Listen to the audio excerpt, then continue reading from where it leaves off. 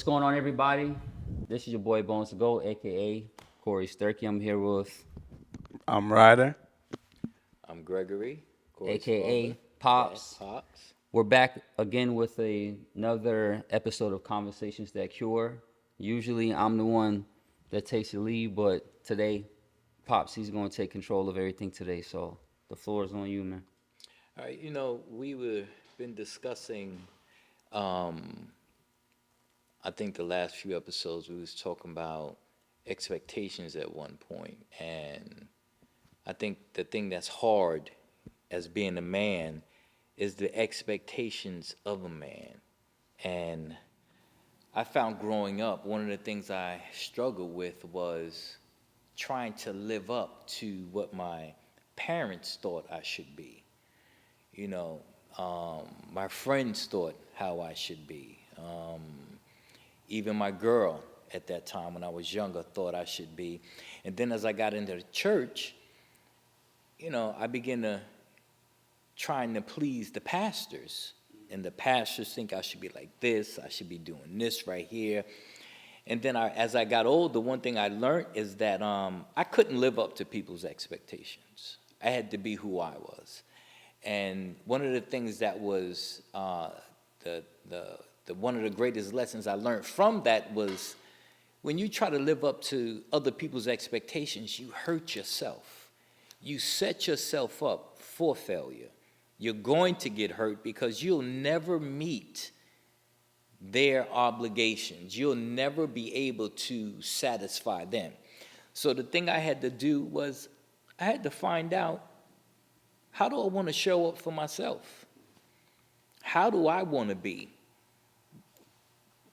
What do I think of myself? How do I talk to myself? How do I treat myself? And once I begin to get into all of those things, I begin to see myself. But until that happened, I was still trying to live up to expectations of everybody else. I get around the boys, I had to be a certain way because I did what I created this image of who I think I should be around them. So when I was around them, I had to play up to that image. But when I get home at night, there's two different people. You was meeting two different people. So at that time, I couldn't build confidence. I couldn't build no type of confidence whatsoever. Why? Because I wasn't true to myself. When I became true to myself, then I was able to build up self-confidence. Then I was able to identify the things that were important to me, the things that I valued, the things that stood out to me. But until I was able to show it for myself, I would always fall short, always get hurt. And in doing that right there, I went through the blame game, blaming everybody, They did this to me, they did that to me. But one thing I learned is that they didn't do nothing to me. It's the things that I was doing to myself. So even with expectations of a man, you have to first find out, what do you expect from yourself? What do you expect from you? What's okay with you? And the easy way to find out what's okay when you do something, do it sit comfortable with you or are you uncomfortable? If it sits comfortable with you and it causes you to get better at it, okay, you ride with it. But if it sits uncomfortable with you, you got to address it. You got to sit down and you have to address it. And you can't overlook it. Because if it's something that's not comfortable with what you're doing behind closed doors and you don't address that, then if you can't address yourself, if I couldn't address myself, I can't address nobody else. So I first had to build trust with myself that I'm not going to ignore how I feel. And in doing that right there, it allowed me to create and to develop more self-awareness. And the more self-awareness I develop within myself, the more truthful I can be with myself. I didn't have to show up for nobody else. I didn't care what you thought about me. I don't care what you have to say about me. Long as I can look in the mirror and be okay with me, I was good. So I had to kill the character that I built, because the character that I built got me in trouble. It always caused me to be let down because I found out the character that I built, I couldn't even keep up with it. Why? Because it was not me. It wasn't who I was, period. It wasn't what I valued. And once, I was able to move through that, then I was able to begin to see me, to hear me, to understand me at that time.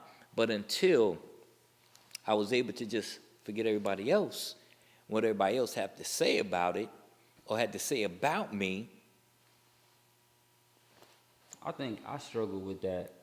Um, People's expectations of me a lot, but it's crazy because I experienced it at different magnitudes at different seasons in my life.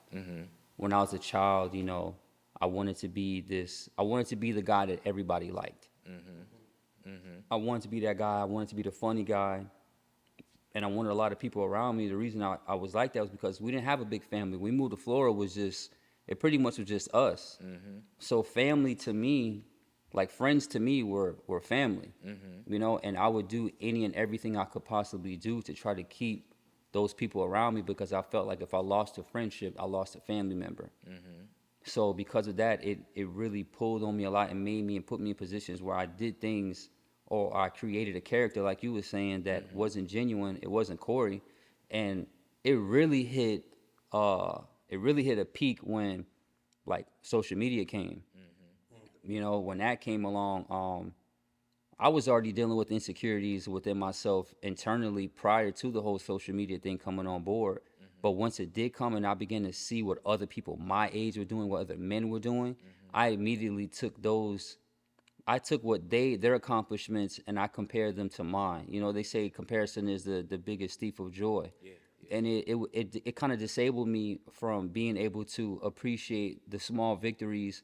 Well, not even a small victory. See, like just even thinking like that, it took away from me being able to enjoy the victories that I was accomplishing and the goals that I was knocking down in my life, because I was comparing them to other people my age.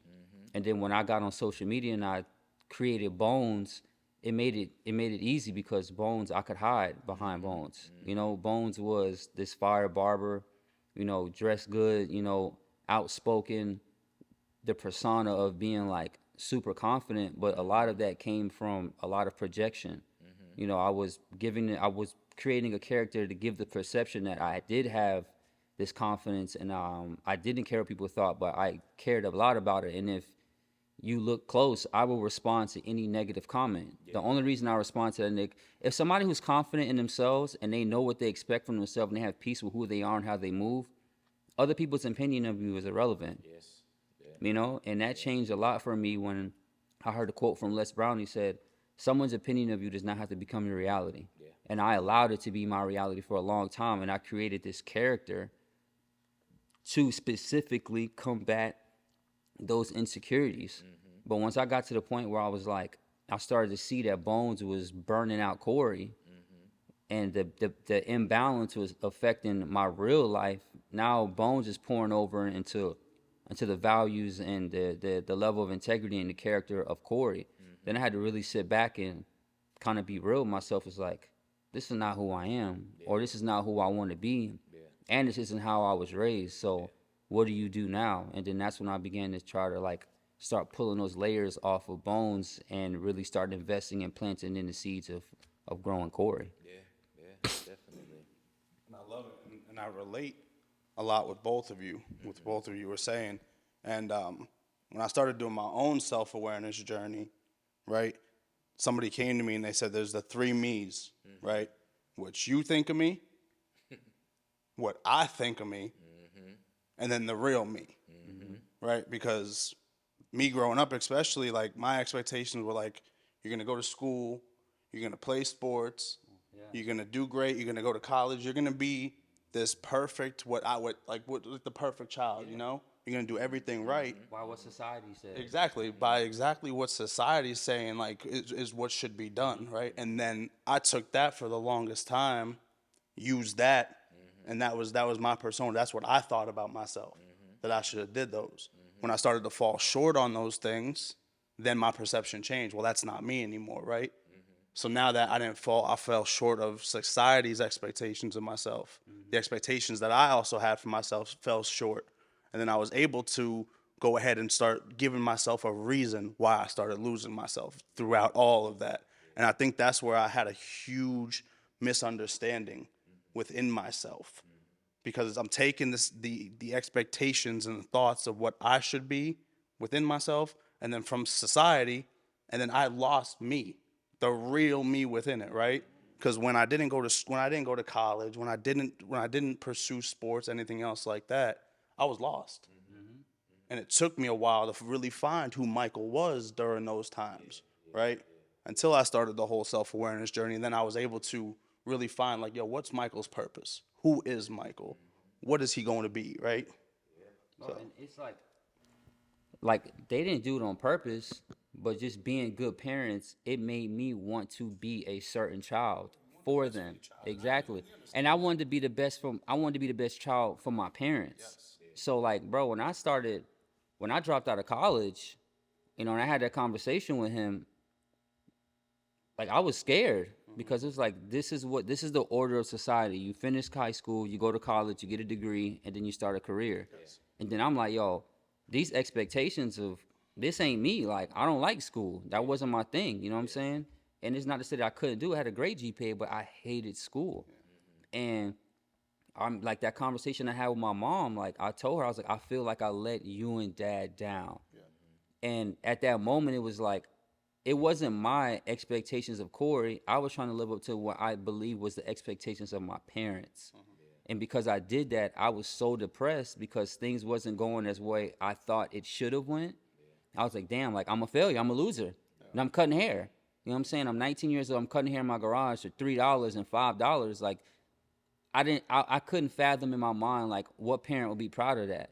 But I thank God that I do have the parents that I did have, because even in that situation where I didn't see my potential, or I wasn't able to show myself grace and me growing into my process and who I am right now, my parents did.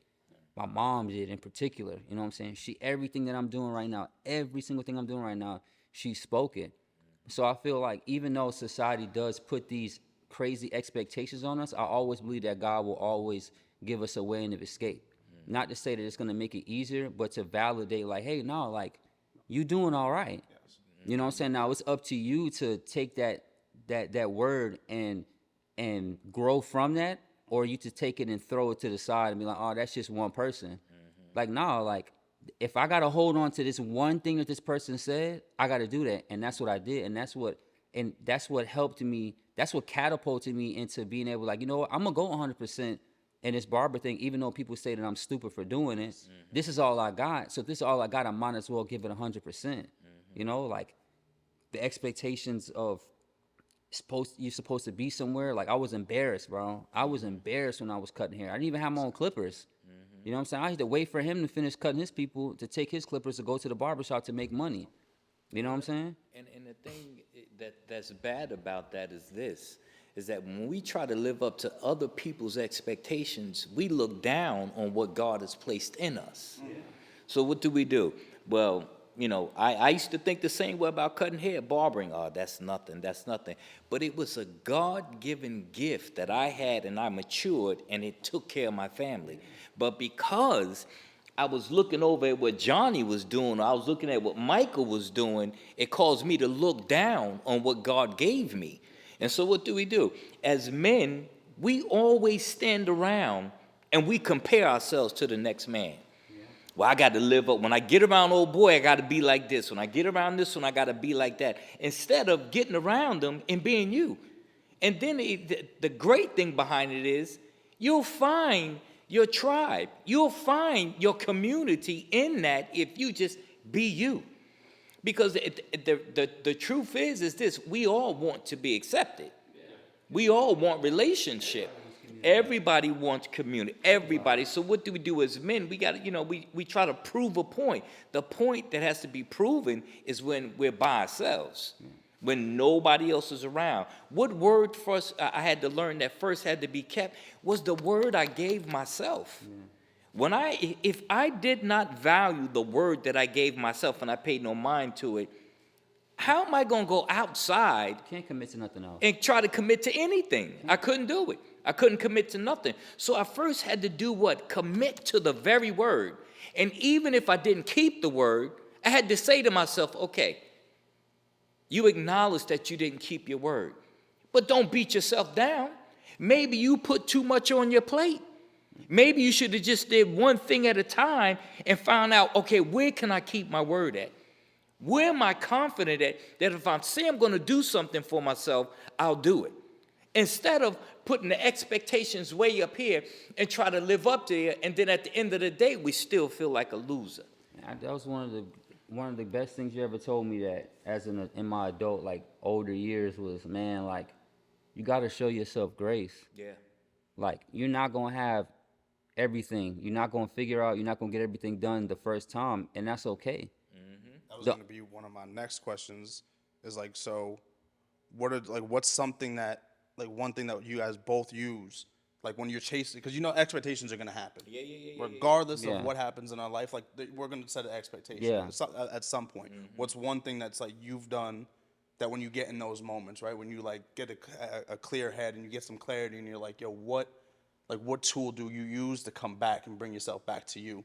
Man, I have this moment often because I put so much pressure on myself because I know what I'm capable of. And I'm learning how to show myself grace. And my anchor, bro, will always be like,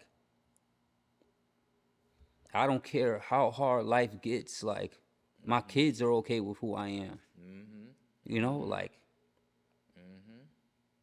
when me and my kid's mother, when we split up, like, bro, I beat myself up so much. I was like, this isn't how a family's supposed to be. These kids are supposed to be in this type of scenario, or I put this, like, you should have more.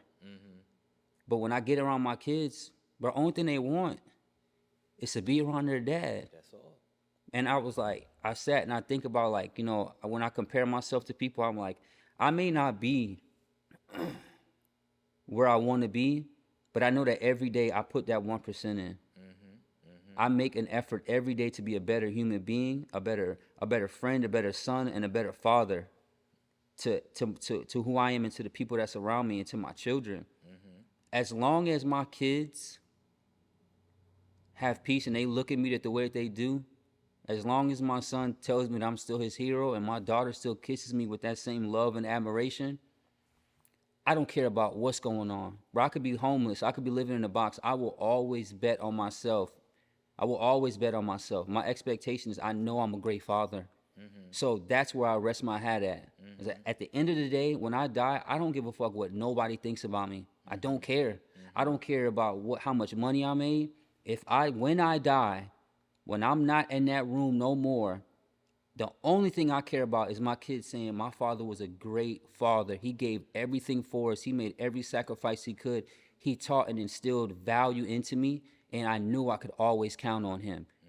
Not that I was perfect, not that I was a great barber, not that I was a great speaker, not that I did a lot of stuff in my community, I educated. I don't give a fuck about none of that. Those are all byproducts of the ultimate goal. The ultimate goal is to be and die an amazing father for my kids. That's my anchor. When I have those moments, that's what I revert back to, because that's where I put all my value at. Excellent. I feel the same way. I feel the same exact way, because there's going to come a season in life as being a father, you're going to have to say, okay, I've raised my kids. My kids are out the door. And then that's a whole different season, because then you have to discover yourself. Well, who am I now? Where do I go from now? But I learned that quickly. I had to say to myself, all right, I'm going to do A, B, and C. If my kids don't like it, tough. That's it. Tough. Because I couldn't live up to the expectations of my children. And that's something that you're going to experience as in fatherhood, because we don't want our kids to go through what we went through. So we paint this beautiful picture of how we want our kids to go, how I want to raise my kids. But the reality is this: my kids ain't gonna like me all the time. And I had to learn to be cool with that. My kid's gonna be upset at me. I had to learn to be cool with that. I remember one time I told my kids, I said, I'm not your friend. I'm not your friend. I'm your father. I said, after you leave the house, we can develop friendship. But I said, right now, I don't care if you like me, but while you're here, you're going to do what I tell you to do, period. But even in that, because we want to be that image for our children, that was hard as hell for me to do. Because I didn't want to lose no respect or anything from my kids. Hard as hell. But that comes. And that's something, as discovering you being a man and what you stand for, all of that comes. Because at the end of the day, nobody, you don't have to live up to nobody's expectations but your own. And on that note, we're going to close it out for this episode. Hey, make sure y'all tune in, like, comment, subscribe, share, put that post notifications on. We will see y'all next week for another episode of Conversations That Cure. Appreciate it.